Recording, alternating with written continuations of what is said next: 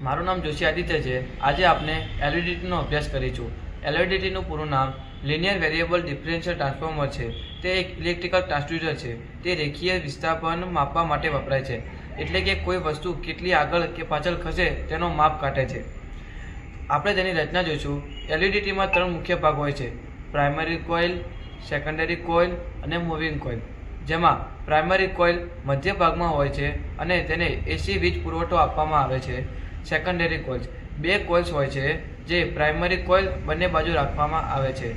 Moving core નરમ લોહના ધાતુથી બનેલો હોય છે અને માપવા માટે વસ્તુ સાથે જોડાયેલો રહે છે। કાર્ય સિદ્ધાંત અને working principal. LVDT electromagnetic inductance સિદ્ધાંત પર કાર્ય કરે છે। જ્યારે પ્રાઇમરી કોઇલને એસી સપ્લાય આપવામાં આવે છે ત્યારે તેમાં ચુંબકીય ક્ષેત્ર ઉત્પન્ન થાય છે। આ ક્ષેત્રના કારણે બંને સેકન્ડરી કોઇલ્સમાં ઇન્ડક્ટન્સ વોલ્ટેજ ઉત્પન્ન થાય છે। જો કોર મધ્યમાં હોય છે તો બંને કોઇલ્સમાં ઉત્પન્ન થતો વોલ્ટેજ સમાન અને વિપરીત દિશામાં હોય છે, એટલે કે આપણને આઉટપુટ શૂન્ય પ્રાપ્ત થાય છે। જો કોર જમણી કે ડાબી બાજુ હોય છે ત્યારે તે બાજુ વધુ વોલ્ટેજ ઉત્પન્ન થશે અને બીજી બાજુ ઓછું ડિફરન્સ વોલ્ટેજ મળી આવે છે। આ આઉટપુટ વોલ્ટેજનો આકાર અને દિશા કોરની સ્થિતિ અને દિશા બતાવે છે। આઉટપુટના લક્ષણો હોય છે: કોર મધ્યમાં હોય છે ત્યારે આપણને શૂન્ય આઉટપુટ પ્રાપ્ત થાય છે। કોર ડાબી તરફ હોય છે ત્યારે નેગેટિવ આઉટપુટ પ્રાપ્ત થાય છે।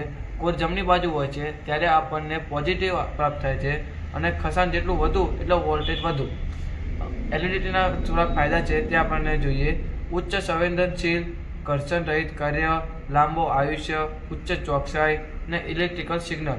તેના ગેરફાયદા પણ છે: તાપમાન ફેરફારતા અસર પડે છે, માત્ર એસી સપ્લાય જરૂરી છે અને મોટું કદ।